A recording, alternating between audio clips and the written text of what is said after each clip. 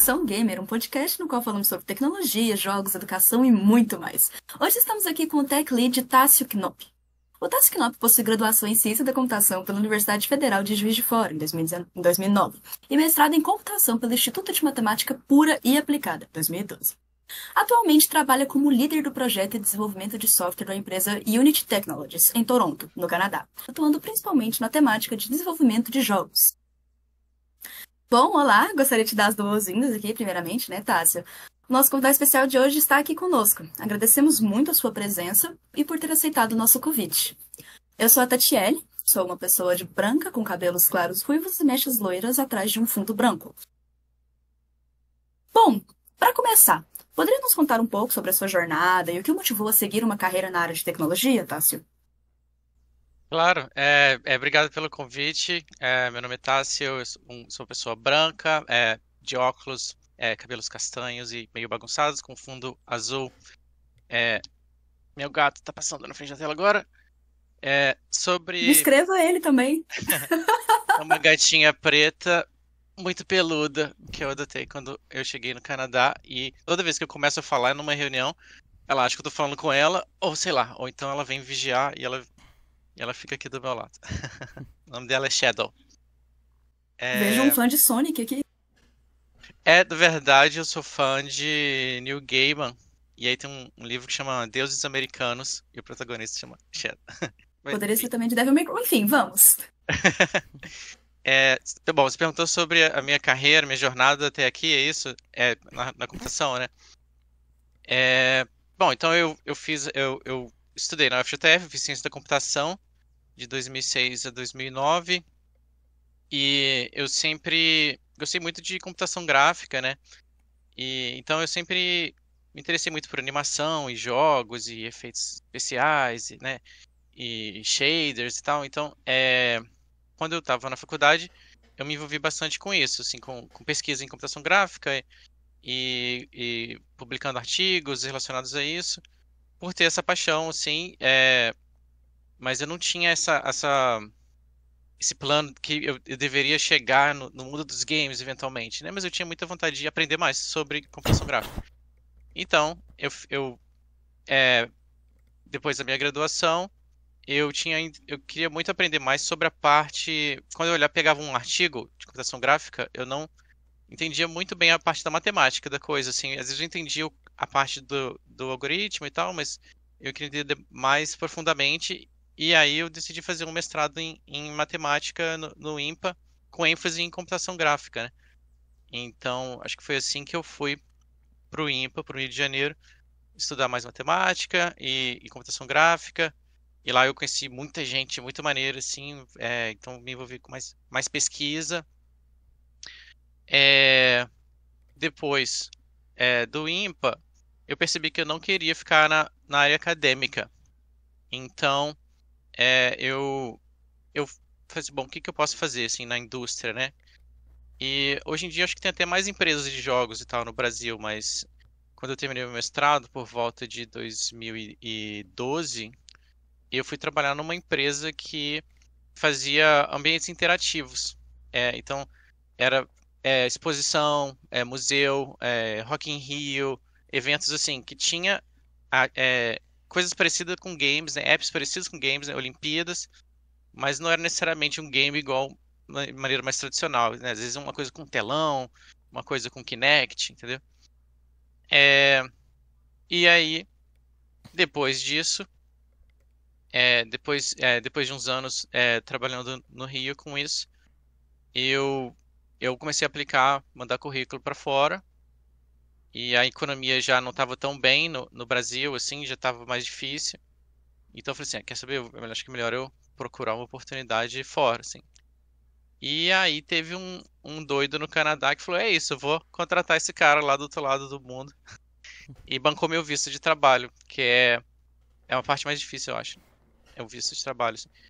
E então eu vim já para o Canadá como tech lead, trabalhar ainda com games VR, tinha um pouco de web, é, muito trabalho para cliente, assim, dependendo do cliente, o que ele precisa, a gente fazia, assim, um pouco de tudo, assim. Mas mais essas coisas interativas. E isso aí foi entre 2017 a 2019. E aí depois disso, eu fui trabalhar na Sagomini, que é uma empresa aqui em Toronto que faz jogos infantis, que é uma empresa muito legal. Então você faz jogos para criança de 3 a 5 anos, assim, 3 a 6, de iPad e iPhone e Android. E eu fiquei lá uns aninhos como eu entrei como developer, depois eu fui promovido a engineering manager, então eu ficava gerenciando um time. E aí o ano passado eu troquei de emprego e fui para Unity, como eu tô atuando como tech lead hoje na Unity. Uou, uma baita história, dá pra ver que não é um caminho que foi simples, né? Não foi uma coisa que foi tão rápida assim. Não, com certeza. Eu acho que é um caminho, não é muito linear, né? Eu acho que quando eu estava na faculdade, eu imaginei assim, tá, vou trabalhar com isso. E aí é um degrauzinho assim que você vai chegando lá, mas é difícil conectar as coisas olhando para frente às vezes, né? Então, mas olhando para trás, eu fico assim, tudo fez sentido, assim. Mas quando eu estava lá trabalhando no Rock in Rio, eu não sabia que um dia eu ia estar fora do Brasil trabalhando com games e tal, assim. Tudo bom, Tássio? Eu sou o Arthur. Eu tenho cabelos cacheados pretos, cavanhaque, bigode também pretos. E tô com uma camisa roxa do projeto Escola de Games UFJF, ó. Pra quem quiser ver aqui. E no Rock in Rio, como é que foi essa experiência aí? É, cara, o Rock in Rio foi bem legal porque a gente tinha. Você tem aqueles stands assim no Rock in Rio, né? E você, em geral, é patrocinado por uma marca, né? E essa marca, no caso, era uma universidade. E aí eles queriam fazer uma interação que você chegava, tinha um estúdio lá. Lá no Rock in Rio, assim, tinha peruca, tinha guitarra, e você escolhia uma música, e você com a sua galera, assim, e aí você fazia o seu setup, assim, você é a sua banda hoje. Então você lá, bota uma peruca, começa, e você escolhe a música. Eu quero tocar Guns N' Roses. E aí era tudo de mentirinha, né? Assim, você não tá tocando nada, mas então eu fiz um app que tocava música e gravava o vídeo e combinava tudo e já postava no Instagram pra você. E aí botava hashtag lá, Rock in Rio e tal. É, Então, assim, essa coisa de trabalhar com evento interativo é muito doido, porque tem muita coisa que pode dar errado e a data nunca vai ser adiada. Ninguém vai adiar as Olimpíadas, a Copa do Mundo, o Rock in Rio, porque o seu app não tá pronto, entendeu? Você tem que se virar pra fazer dar certo no dia. Deve ser uma pressão mesmo. É, E o que que você mais mas é gosta legal. de fazer na área, assim? O que que você mais se sente realizado em trabalhar? Qual área que você mais gosta? É, o que eu sinto mais realizado em trabalhar, eu acho que eu gosto muito de resolver problemas assim com o meu time, sabe? Então, por exemplo, hoje eu trabalho muito com otimização também, né? Então, assim, você tem um bug para resolver, ou a performance do jogo não tá muito boa, e aí eu trabalho com algumas pessoas e cada uma delas é muito inteligente em uma área um pouco diferente, assim, uma é um pouco mais na área visual, o outro é um pouco mais da programação. Então, você sentar com um bando de gente com talentos diferentes, assim, e conseguir resolver um problema, ou você conseguir construir algo, né? Quando eu tava na Segumini também, por exemplo, a gente está construindo um jogo do zero. Então você junta um monte de habilidades diferentes e no final você constrói uma coisa divertida, assim, que vai ter milhões de pessoas usando e se divertindo com o seu jogo, assim, é muito. É, é uma realização muito grande, assim, acho que é muito legal. Pô, maneiro, maneiro. E uma pergunta que, pra falar a verdade, eu achava que eu sabia, mas eu não sei. Ah, Quais que são os seus jogos favoritos? Eu tenho uma ideia, mas os jogos favoritos, você tem uma ideia? eu tenho uma ideia, assim, né? Pelo que eu já ouvi, mas eu não tenho É. certeza, não. Cara, eu jogo muito no Switch, assim, né? Eu jogo muito jogo da Nintendo, assim. Eu não jogo muito coisa de PC e tal. E Eu acho que eu diria assim que eu gosto muito do Zelda, do Breath of the Wild. Eu joguei muito o Tears of the Kingdom, né? Eu terminei com 120 horas, assim, mas o Breath of the Wild pra mim é sensacional. O Hades também eu joguei bastante, assim. É, Só jogaço. é, Não, sim. exatamente, só jogo com pouco conhecimento, viu? Com pouca Eu nota. imaginava sobre o Zelda, mas eu não tinha certeza, não. E o que você acha que um jogo tem que ter para ser considerado um jogo bom? É uma pergunta difícil, assim, mas.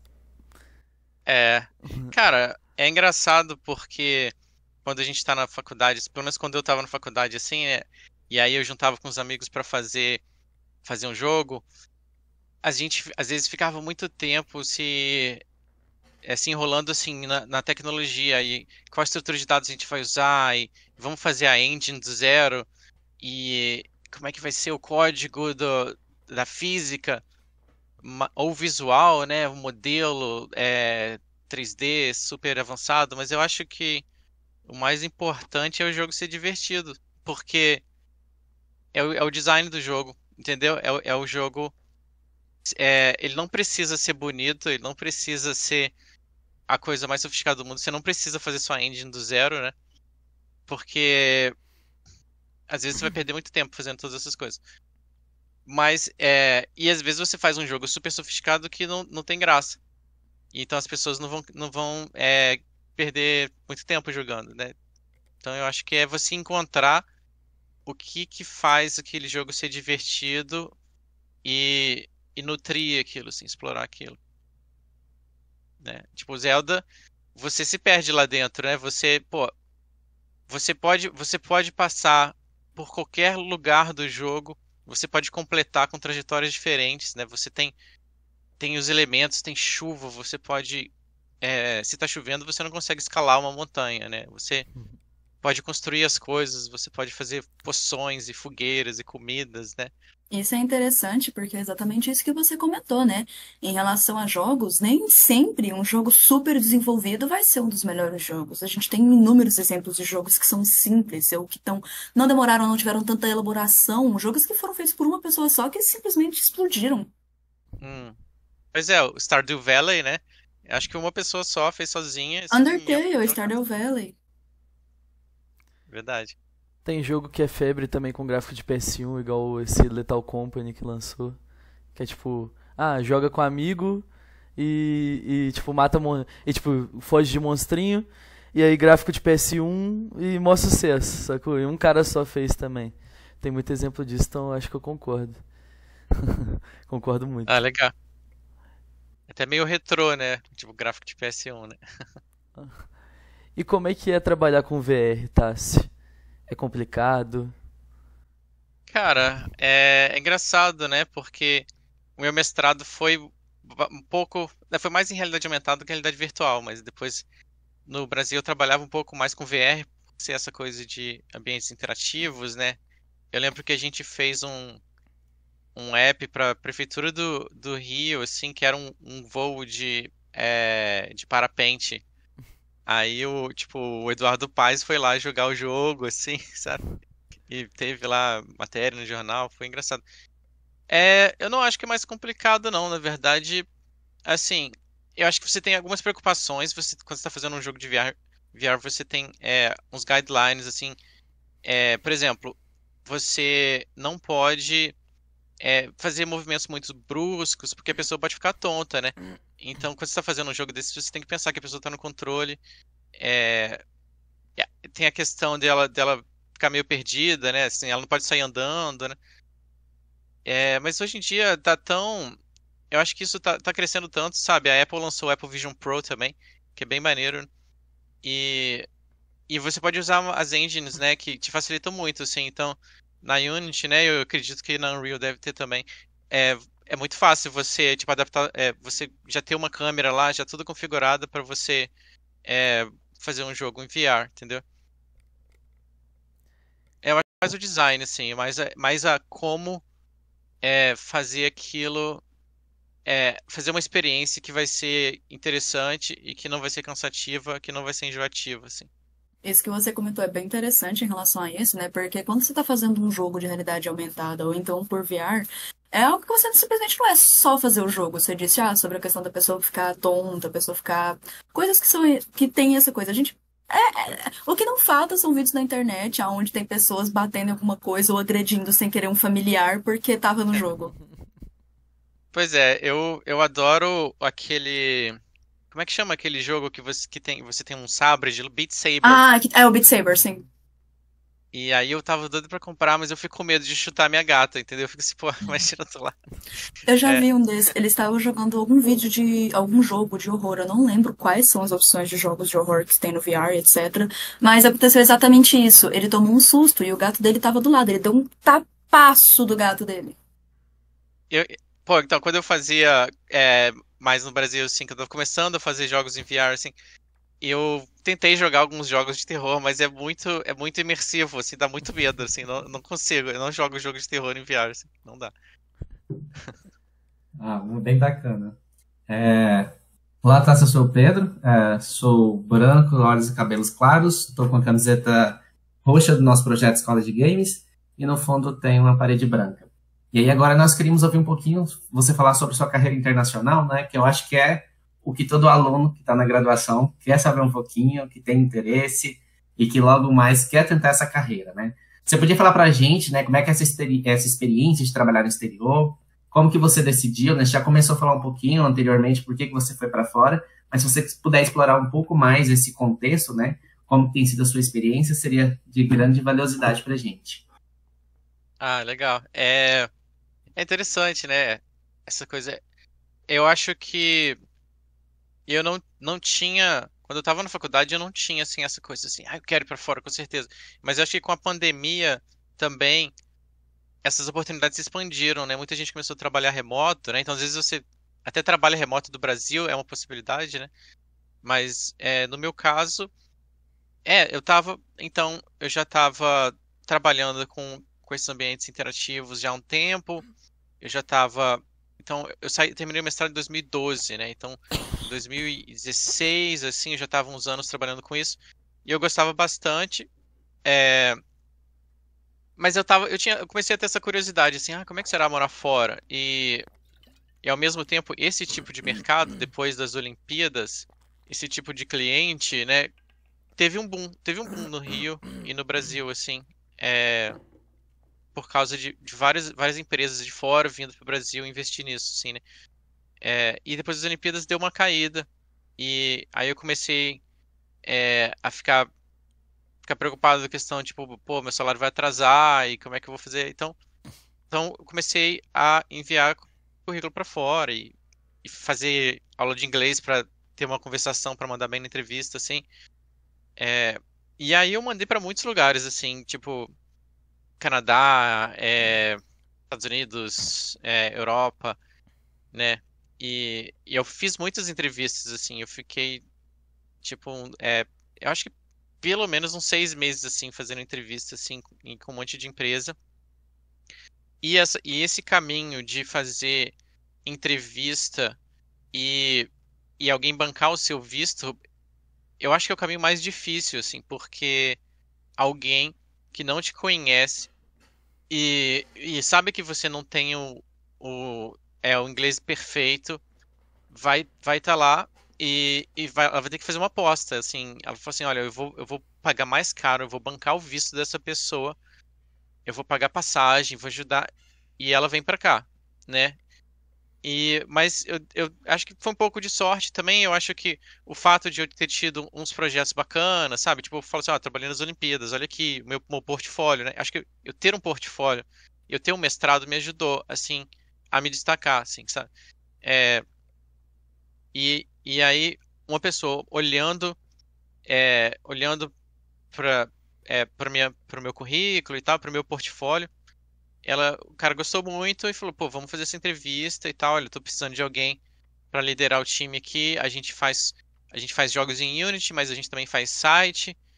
E aí eu falei assim, olha, eu entendo de Unity, eu não entendo nada de web, mas também vambora, eu posso aprender e tal. E aí ele bancou o meu visto, assim. E foi. E quando você está com visto de trabalho, pelo menos no Canadá, né? Eu acho que é assim, em todos os países, acho que nos Estados Unidos é até mais difícil. Você tá na mão da empresa, assim.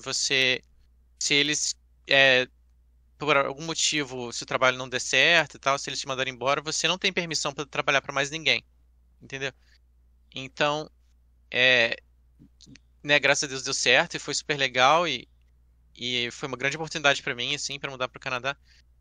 Mas o que eu vejo mais hoje em dia é a pessoa vem, é a maneira mais fácil que eu acho, assim, a pessoa vem para cá para fazer uma pós-graduação, né, ou mestrado, ou uma graduação, uma segunda graduação, porque aí você tem, você primeiro, você cria a sua rede de contatos, que eu acho que na faculdade você conhece um monte de gente que vão te ajudar depois e vão te ajudar a conseguir outros empregos e vocês vão construir coisas juntos.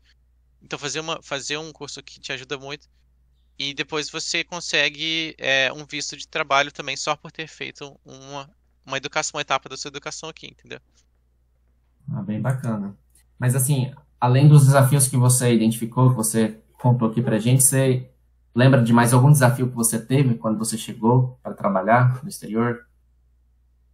Ah, sim, eu acho que na verdade o maior desafio assim é assim, muita gente acha que morar no exterior tudo funciona lá fora, é tudo maravilhoso, né?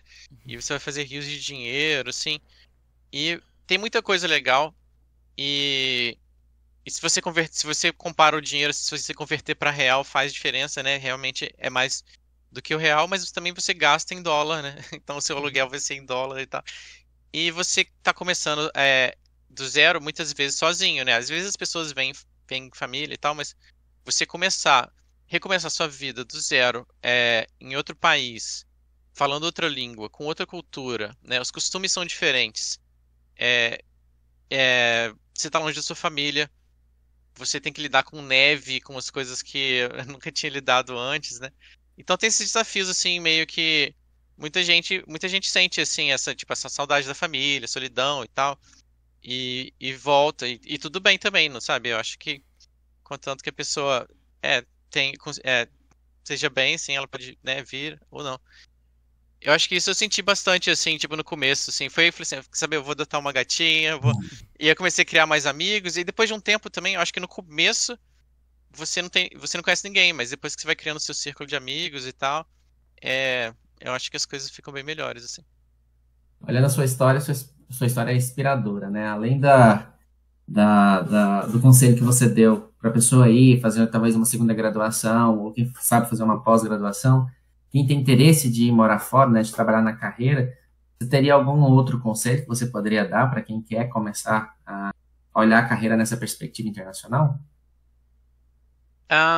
Eu acho que eu diria assim, trabalha, assim, eu já vi vários amigos super talentosos, que trabalharam comigo no Brasil, que surgiu uma oportunidade aqui e eu falava com eles e aí a pessoa assim, mas eu não sei falar inglês assim, porque a gente sabe mais ou menos, né? A gente joga videogame e tal, mas eu acho que trabalhar o inglês assim para você conseguir conversar, sabe? Não precisa ser perfeito, mas pelo menos para você ter confiança naquilo, você conseguir entender a pessoa, você conseguir ser entendido, eu acho que é importante.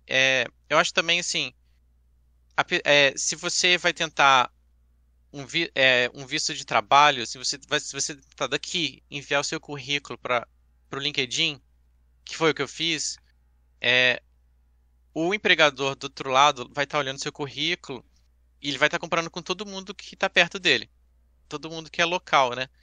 Então, quando eu tava atuando como engineering manager, eu trabalhava muito com contratação, assim. E aí eu olhava o currículo assim, pô, tem uma pessoa de outro país que é recém-graduada e tem uma pessoa daqui do lado que é recém-graduada. O que que vai, tipo, como é que quando eu botar na balança, o que que vai me fazer escolher, sabe? Então, tem que ter outras coisas, assim. Eu acho que para você se destacar, às vezes você pode ter um portfólio muito bom, então você faz uns jogos com seus amigos e entra em Game Jam tem o itch.io, sabe? Aquele site que as pessoas fazem game jams, que eu acho que quando eu tava contratando, eu olhava muito o portfólio das pessoas. Então, se você já cria uma página lá no itch.io, faz os seus jogos, não precisa ser um jogo super sofisticado, sabe? Você não precisa fazer o novo Zelda, sabe? Você pode fazer uma coisa simples de um fim de semana, faz vários, vai aprendendo o que que dá certo, o que que é divertido, o que que você gosta de fazer. Bota os seus amigos pra jogarem seus jogos, vê o que eles acham. Arranja um grupo, eu acho que gosta de fazer essas coisas também, sabe? Que vocês se motivam e vocês usam habilidades diferentes. Alguém entende mais da arte, alguém entende mais do som, alguém entende mais do código. É, e hoje em dia, bom, você também pode ter alguém que entende mais do marketing, de como vender o jogo e tal. Que acho que é uma coisa importante, principalmente quando você tem um estúdio, assim, né? Mas eu acho que então, se você quer uma carreira fora, você tem que achar uma maneira de ser mais interessante do que a pessoa que tá lá fora já. Então, isso pode ser o portfólio, pode ser diploma, pode ser. Você tem que mostrar que você sabe fazer o que a pessoa precisa e que é, vai valer a pena bancar você e te trazer para dentro da empresa, assim. Ou seja, tem que se planejar, se preparar ao longo do tempo, né? Procurar as melhores oportunidades. Então, é um processo que também não é tão rápido, né? A gente tem que ir se preparando com o tempo. Bem bacana. E agora a gente vai falar um pouquinho sobre ensino de computação, jogos na educação, né? Esse podcast ele é uma das ações dentro de um projeto que nós temos, que é a Escola de Games, né? Onde a gente justamente trabalha com a parte de lógica de programação por meio da construção de jogos, ainda em plataformas mais simples, né? Por exemplo, com Scratch, com o Meetup Inventor, nas escolas com crianças, né? Aí eu queria entender de você o que você acha sobre isso, né? Sobre a importância de ensinar computação já na escola, né? E como é que ensinar computação para as pessoas por meio do desenvolvimento de jogos poderia ali desenvolver alguma habilidade, né? Para essas pessoas assim, ingressarem no mercado ou, quem sabe, descobrir novas profissões no futuro. Ah, legal. Cara, eu acho muito interessante. Eu gostaria de ter aprendido a programar antes, assim, eu aprendi na faculdade, né? Mas acho que a computação está se expandindo para todas as áreas, né? Então, a minha parceira é bióloga, mas ela tem que programar no trabalho dela, entendeu? Porque eu acho que é uma habilidade que te permite ampliar os resultados do seu trabalho. Se você consegue automatizar umas coisas, você consegue fazer mais análises. Então, eu acho que vai permear tudo a computação, entendeu? É, então, eu acho que o jogo é uma maneira que já se conecta com, com as crianças, né? Eu acho que é uma coisa que já fisga a nossa atenção, assim. Então é uma ótima maneira, eu acho, de você associar algo que já atrai a pessoa, mas ela está aprendendo ali como a lógica da programação e como fazemos brincadeiras ali. E talvez o futuro seja cada vez mais automatizado, né? Tem tanta. Hoje em dia a AI também está crescendo muito, né? Então talvez se torne mais fácil fazer jogos também, né? Eu acho que esse tipo de coisa facilita, você não precisa estar lá programando um monte de ponteiro, você está fazendo uma coisa. Você está com a lógica da programação, mas você não está também perdendo muito tempo com as coisas mais, sei lá, de desafiadoras, assim.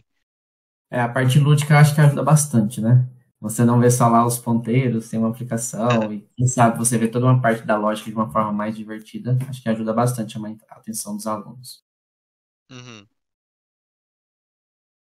Eu tô tentando lembrar, tinha um jogo que era muito legal, que eu já joguei, que era um robozinho, e você tinha que montar os comandos, assim, pro robozinho chegar aonde você quer chegar, assim. Então o robozinho tem que subir uma escada, pegar um item e tal. E era lógica, sabe? Mas você não tá enxergando ali a programação, você tá só tentando jogar o jogo. A minha primeira aula de algoritmos, eu acho, também teve um de robozinho desses, assim, sabe? Tem um professor da UFJF que desenvolveu um esqueminha lá que você tinha que programar o robô pra ele desviar dos obstáculos, tipo, andar passo 5, sabe? Umas coisas Uhum. assim, e é muito maneiro, eu acho maneiro. Ah, legal. Eu acho que dá E uma diferença. vocês estão usando que linguagem hoje em dia, né? Na aula de algoritmos? Na aula de algoritmos a gente começa com C++. Pô, maneiro. No Não é mais. caso, Ah, aqui na Federal de Jataí, a gente começou com Portugal, né? Que certamente uma das linguagens. E agora a gente tá transcendendo, graças a Deus. Enfim, a gente tá indo pra C. Aí eles já estão com C++. Eu particularmente acho o C++ mais fácil do que o C. eu comecei com Portugal e Pascal também.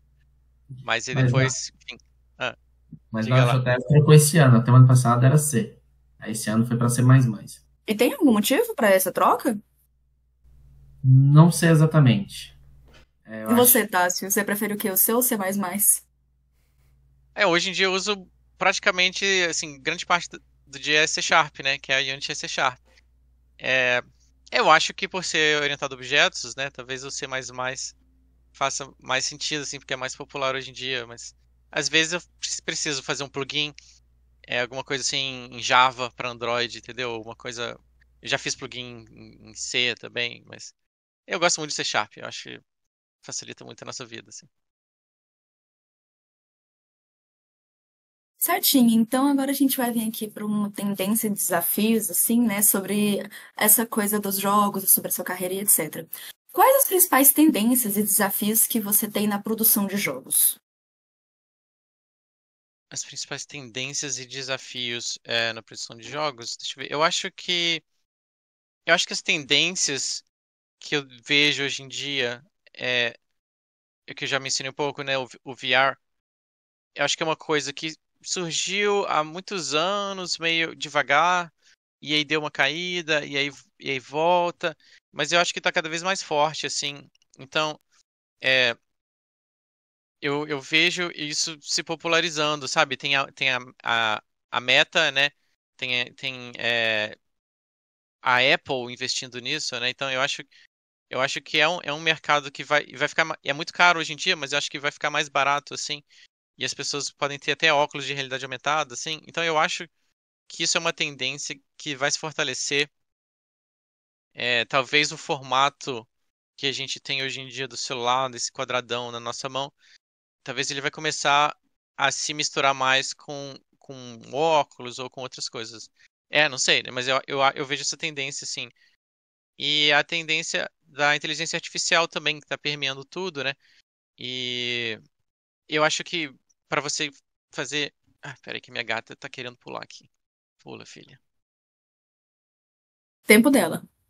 Sim, passagem dela. É, eu acho que a inteligência artificial, ela, hoje em dia, você consegue criar muitas coisas de maneira automatizada, assim. Você consegue criar arte, você consegue fazer música, você vai ter ferramentas que te ajudam a achar problemas no código, ou sugerir códigos novos, né? Sei lá, como é que eu faço para programar, sei lá, eu preciso fazer esse tipo de raycasting e como é que eu faço isso na Unity, entendeu? Então eu acho que a AI e o VR são tendências assim que estão aí, vão crescer e vão estar mais envolvidas nas ferramentas que você está usando, entendeu? Você vai fazer um modelo 3D, já vai ter alguma coisa para te ajudar a animar aquele personagem, entendeu? E como é que É, você. Ai, diga. desculpa, pode continuar. É, não, eu tô pensando nos desafios também, assim. Eu acho que desafios que eu vejo hoje em dia, assim, eu acho que a indústria tá passando por vários layoffs, assim. E acho que cresceu muito a indústria de jogos durante a pandemia e agora com essa coisa de a inflação aumentar e taxa de juros e tal. Então, milhares de pessoas foram demitidas esse ano, assim, isso é um grande desafio, né? É um desafio menos técnico, mas é um desafio no nosso dia a dia, assim, né? É, mas enfim, espero que isso melhore, assim. Eu tenho visto isso, assim, que é meio chato, meio preocupante, obviamente.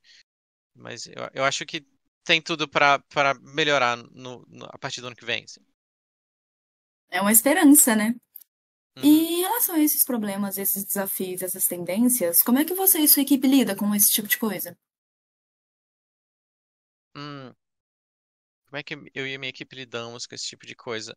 Eu acho que, assim, nessa parte dos desafios, assim, da indústria e tal, acho que grande parte envolve, assim, cortar custos e que ferramentas você precisa, que ferramentas você não precisa, como você é, lidar, como você conseguir ser mais eficiente no seu trabalho, né? Então, é, em relação às tendências, eu diria que hoje em dia eu trabalho mais com um cliente que tem um jogo do que fazendo diretamente o jogo, né?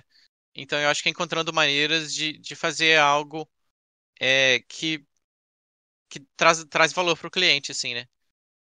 Eu acho que no caso da pessoa que tem um estúdio, que era o meu caso, eu trabalhava para um estúdio antes. O desafio seria assim, o mercado você entra na loja, na App Store, tem muitos jogos e, e é muito difícil fazer o seu jogo se destacar ali e você fazer dinheiro com aquilo, entendeu? Então, quando eu trabalhava com isso, assim, um dos grandes desafios era você fazer o seu jogo se destacar. E quando a gente está fazendo o jogo, a gente não pensa muito nisso, mas é todo o marketing, é toda uma parte super importante de como você vender seu jogo e atrair pessoas, fazer uma campanha que no começo, assim que lançou, você quer que todo mundo baixe, porque aí tem um algoritmo. Como é que é o algoritmo da Steam? Como é que é o algoritmo da Google Play Store ou da App Store que vai te fazer se destacar, ganhar 5 estrelas e aí parece que aquilo começa a trazer pessoas para o seu jogo também, assim. Assim, uma pergunta que eu acho que até acontece meio naturalmente, mas eu queria saber de você. Qual que você acha que é a melhor forma de atrair jovens para essa área, sabe? Dos jogos, da tecnologia, da computação. Melhor forma de atrair jovens. Eu acho que a parte de jogos é uma coisa que é o que você falou, né? Eu acho que as pessoas já têm muito interesse, assim, naturalmente, né? Mas você fazer um jogo é diferente de você jogar um jogo também, né? Então, é, eu acho que a melhor forma é talvez seja assim você ter um grupo de amigos, você cultivar essa uma estrutura assim que permita que as pessoas consigam fazer coisas em grupo, assim. Eu acho que eu já tentei fazer coisa sozinho, assim, eu não sei, tem que ter muita determinação e então eu acho que a melhor forma é você cultivar grupos que façam jogos e você fazer o máximo, simplificar ao máximo, assim, o que você puder simplificar, porque o meu primeiro projeto, assim, com os amigos da UFJF foi, vamos fazer um jogo, mas ele vai ter isso, isso, isso, isso e aquilo, e vai ter, tipo, um coelho com uma bazuca, e não sei o quê. Então, ele vira uma coisa enorme, né? E eu falo isso com você às vezes, né, Arthur? Tipo, ok, essa é uma ideia muito legal, mas como é que você pega,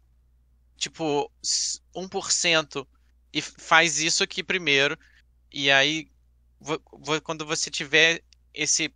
E lança isso. E depois você pode botar mais coisa, mas você diminui o tempo entre a ideia e a entrega para que você meio que aprenda e você tenha o feedback das pessoas e você vai construindo mais a partir daí, assim. Pegar um escopo só, né? E começar ali do básico ali, né? Do chão da sua ideia e depois ir evoluindo, né? Aham. Pode crer, pode crer. Aí agora entrando em um tópico não tão diferente, né, que é o futuro da computação e de jogos digitais, que basicamente é a mesma coisa do que a gente estava comentando sobre o mesmo assunto. Como você vê o futuro da tecnologia, da computação, da produção de jogos digitais, especialmente no contexto da crescente demanda por habilidades de programação? Como eu vejo o futuro, principalmente crescente demanda. Como é que você Cara, vê esse mercado se desenvolvendo com essa crescente demanda sobre você tem que saber programar? então, talvez, assim, é difícil, né, fazer esse tipo de previsão, assim. Eu acho que a programação é, vai fazer mais parte do dia a dia, assim, talvez se torne uma disciplina, assim como a gente estuda geografia e matemática, né? Eu acho que ela vai fazer parte das suas ferramentas, assim. Então, você ter que saber programar, talvez não seja um desafio tão grande no futuro. E talvez você vai programar mais ou menos, uma pessoa ali só vai fazer, dependendo da sua profissão, você vai fazer um script, né? Mas dependendo um script simples, mas dependendo, você vai fazer um compilador. É, e eu acho que as coisas tendem a ficar cada vez mais fáceis de usar, sabe? Então, para você focar no que realmente importa. Então, eu imagino assim que daqui a pouco você já consegue baixar, hoje em dia você já consegue entrar na Asset Store e baixar um monte de templates. Eu quero um jogo que, tipo, um Endless Runner, assim, tipo, você já baixa um template, o jogo já tá lá.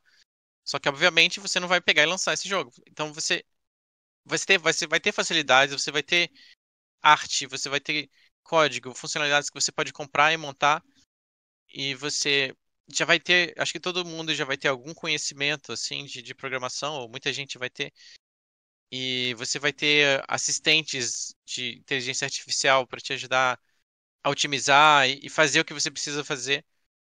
E você vai conseguir focar mais na diversão da coisa, eu acho, na criatividade, assim, sabe? É um futuro assim, é uma coisa que um futuro pensar que um futuro próximo desse está perto é bem legal. A gente espera que cresça realmente dessa forma. Mas antes disso, então, quais conselhos você daria a um estudante que está ingressando em pensar em seguir nessa carreira, está pensando em como é que vai ser as coisas? Ahn, eu acho que você tá começando agora, assim. Eu acho que você. Pensando. Eu acho que o mais importante é você se manter aberto. Você não.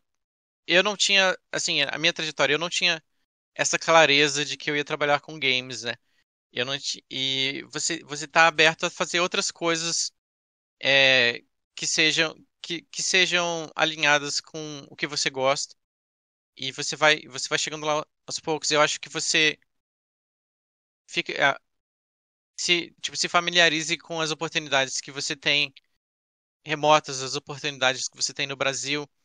É, tenta aprender. Eu acho que é um momento assim, você como estudante, você tem muita coisa para aprender e você pode arriscar algumas coisas também, tipo, eu vou eu vou fazer, vou mudar de cidade, eu vou fazer um jogo com os amigos, porque é, fazer um jogo, por exemplo, com os amigos você pode ficar muito tempo, se você já está empregado, assim, você pode ficar, é muito difícil, é um risco que você está tomando financeiro também, assim, você não conseguir esse retorno, né? Mas você como estudante, eu acho que você pode se permitir mais, pô, eu quero fazer um curso de verão no IMPA, por exemplo, eu quero fazer um jogo com amigos, eu quero juntar uma galera e fazer isso, fundar um estúdio, eu quero fazer um estágio em tal lugar, sabe? Então, eu acho que você se permitir experimentar tecnologias novas. Eu quero aprender Unity, eu quero aprender Unreal. Eu vou fazer um jogo em cada engine. Unity, Unreal e Godot, entendeu?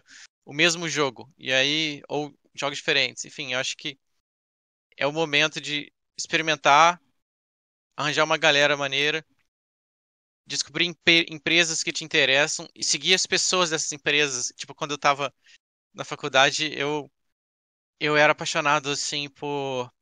Você ainda sou, né? Por animação e, e, e aí eu comecei a seguir um monte de gente da Pixar, sabe? E, e aí eu fui numa conferência aqui no Canadá, a SIGGRAPH, né? Que é uma conferência muito legal. E aí eu conheci os caras que eu seguia da Pixar, eu conheci na conferência, bati um papo assim. Então eu acho que você seguir pessoas que fazem aquilo que te interessa, seguir no Twitter, no LinkedIn, e aquilo eu acho que te ajuda também a construir essa realidade, assim. Bem bacana. Tássio, a gente gosta de fazer uma pergunta, né, para fechar o episódio para todos os entrevistados, que é a gente entender aí qual que seria aí o próximo nível, né, a próxima fase aí de sua jornada enquanto profissional, né? O que você está almejando aí para o futuro? Minha próxima. Essa é uma pergunta difícil, hein? É, eu acho que eu entrei há pouco tempo na Unity, assim, eu entrei há um ano ainda, assim, né, um ano e pouco, assim, né? E eu tenho possíveis caminhos, assim. Eu posso seguir como gerente e eu posso cuidar mais da parte de pessoas, tipo, coordenar o time, contratação, entrevista, lidar com cliente, lidar com contrato, que é uma habilidade completamente diferente da parte técnica, assim, e é extremamente importante, né? Tipo, resourcing, que é tipo você planejar quem vai trabalhar em tal projeto, por quanto tempo, né? Esse é um possível caminho. Eu já fiz um pouco disso antes, mas eu gosto muito da parte técnica, sabe? Eu gosto muito, tipo, como tech lead, assim, eu tô olhando para a parte técnica e tem um pouco desse gerenciamento das pessoas. Eu não sou a pessoa que está programando mais tempo. Eu tenho muita reunião, assim, mas eu programo uma coisinha ou outra e eu ajudo as pessoas a fazerem o que elas fazem melhor, assim. É, então eu posso. Então tem esse possível caminho de gerente, também tem esse possível caminho de investir mais nessa parte técnica e fazer projetos maiores e meio que ajudar as outras pessoas também a seguirem nesse caminho. O que eu tenho feito ultimamente é isso. Eu acho que esse é acho que esse é o meu futuro que eu tenho visto assim. Eu tenho ajudado outras pessoas da minha equipe que têm vontade de liderar a, a fortalecer sua liderança, assim. Como é que você, tipo assim, pô, segura esse pepino aí. A gente precisa resolver isso aí que tem um problema lá que o nosso relatório não tá legal ou tem um bug que ninguém conseguiu resolver e a gente precisa resolver isso. Tipo, eu tento ajudar a pessoa a coordenar o que precisa ser feito, sabe? Então, meio que, como tech lead, ajudar outras pessoas a se tornarem tech lead, assim, também. Legal, tem muita coisa para se fazer ainda, né? Com certeza. Então a gente vai encerrar o nosso episódio de hoje, né? Para isso a gente gostaria de te agradecer, né, pela sua participação, por ter aceito participar desse episódio, ter acordado cedo aí no Canadá, né, para participar aqui dessa gravação. Algo que a gente tem que dizer aí, que acordar cedo não é fácil. A gente queria que você também divulgasse suas redes sociais, ou se você tiver algum site que você divulga o seu trabalho, algo nesse sentido. Bom, eu tô, bom, no LinkedIn, né? Eu acho que profissionalmente, o que eu mais uso, assim, é o LinkedIn. Eu tenho um Twitter, que hoje em dia não é mais Twitter, é X, né? Enfim, eu usava bastante, mas eu ainda publico coisas de trabalho lá às vezes, é Tássio KC. O meu LinkedIn é Tássio Knupp. Então, o pessoal fica à vontade para se conectar lá e seguir, mandar mensagem, perguntas. Então, estamos aí. E obrigado pelo convite, assim, foi muito divertido falar com vocês. Legal. A gente também queria divulgar as nossas redes, né? A gente está aqui com 2 projetos de extensão, Escola de Games UFJF, Escola de Games UFJ. Vocês conseguem, os ouvintes, nos seguir, né, pelo Instagram. A gente sempre divulga as nossas ações lá. E sempre que for lançar também um novo episódio, a gente também divulga lá. No mais, gostaria de agradecer a todos, né, os ouvintes, os participantes. E a gente se encontra aí no próximo episódio. Até mais. Até mais. Game over.